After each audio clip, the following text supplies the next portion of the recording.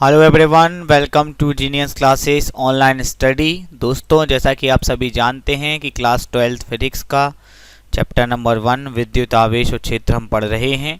और पिछली क्लास में मैंने आपको एक क्वेश्चन दिया था जिसमें 5 गेंदें थीं, जो कि एक कॉम्पिटिटिव लेवल का क्वेश्चन था। और आज हम इस क्वेश्चन का सॉल्यूशन आपको बताने वाले हैं।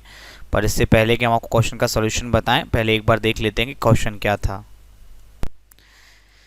यहां पे हमने 5 गेंदें लटकाई हैं, ठीक है। ध्यान देना, ध्यान से समझना। देखो, ये गेंदें इस प्रकार से हैं कि 1 2 आकर्षण युग्म है, मतलब 1 और 2 में होता है आकर्षण, ठीक है।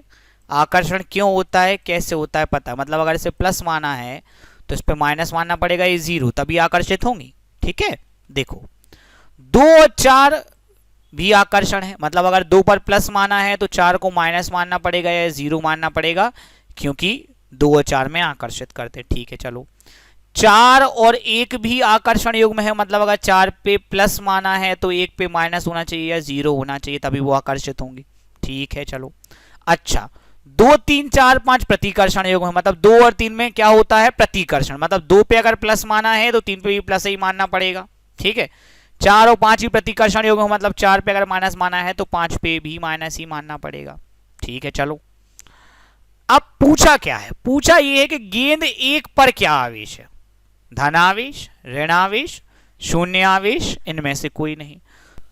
अब इसके सॉल्यूशन पे ध्यान दीजिए, बहुत ध्यान से करने वाला क्वेश्चन है। कई बार गलत लॉजिक लगा देते हैं लोग, कुछ का कुछ का आंसर आ जाता है। मैं कोशिश करूंगा कि कोई चीज़ क्लियर करूं। सबसे पहले दोस्तों यहाँ देखिए, ये देखिए 2 3, ये है प्रतिकर्षण योग, ठीक है।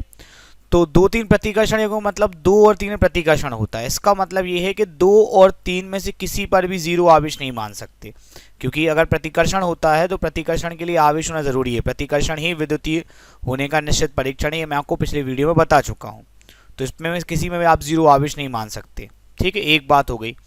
अगला क्या है कि देखो 4 5 जो है वो भी प्रतिकर्षण योग में है, तो 4 और 5 में से किसी पे भी आप 0 आवेश नहीं मान सकते, एक बात हो गई। अब दोस्तों ध्यान देना है, देखो हमें गेंद 1 पर आवेश निकालना, तो 1 से तो अभी बोले नहीं रहे हमने, अभी 1 की कोई बात ही नहीं की।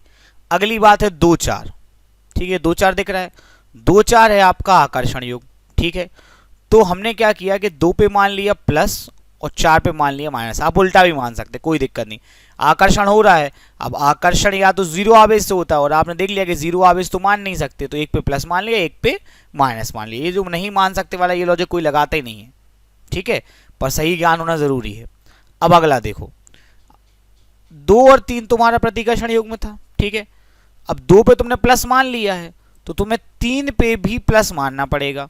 क्यों मानना पड़ेगा भैया, क्योंकि समान आवेशों में प्रतिकर्षण होता है, ओके। नेक्स्ट, 4 5 तुम्हारा प्रतिकर्षण योग में है, तो 4 पे तुमने क्या मान लिया, माइनस, इसलिए 5 पे भी माइनस मानना पड़ेगा, क्योंकि समान आवेशों में ही प्रतिकर्षण होता है। तो ये होगा एकदम सही, ओके। आप चाहें तो इसको उल्टा भी कर सकते, मतलब अगर 2 पे माइनस मान लेंगे और 4 पे प्लस मान लेंगे तो उल्टा हो जाएगा, लेकिन 2 और 3 पे समान ही रहेगा, 4 और 5 पे समान ही रहेगा। अब आखिरी बात, मुख्य बात पे ध्यान देंगे। देखिए 1 2 और 4 एक आकर्षण योग में है, मतलब 1 जो है वो 2 से आकर्षित होता है, तो प्लस से जो आकर्षित होगा वो होगा माइनस, ठीक है। लेकिन 4 1 जो है वो भी आकर्षण योग में है, मतलब 1 जो है वो 4 से भी आकर्षित होता है, तो माइनस जो आकर्षित होगा वो प्लस। अब ऐसा तो हो नहीं सकता कि 1 माइनस भी हो जाए और 1 प्लस भी हो जाए, ये तो इम्पॉसिबल है। तो 1 जो गेंद है वो धनावेश से भी आकर्षित हो रही है और ऋणावेश से भी।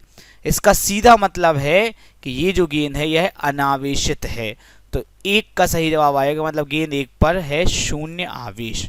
तो आशा करता हूं आपको ये सवाल समझ में आ गया होगा। अगर समझ आ गया है तो प्लीज़ इस वीडियो को लाइक कर दीजिए, अपने दोस्तों के साथ शेयर कर दीजिए। अगर आप हमारे नोट्स पाना चाहते हो उसका तरीका हमारे डिस्क्रिप्शन सेक्शन में दिया हुआ है। चैनल को सब्सक्राइब कर दीजिए ताकि आप लाइव क्लास अटेंड कर पाएँ। धन्यवाद आप सभी का, थैंक यू।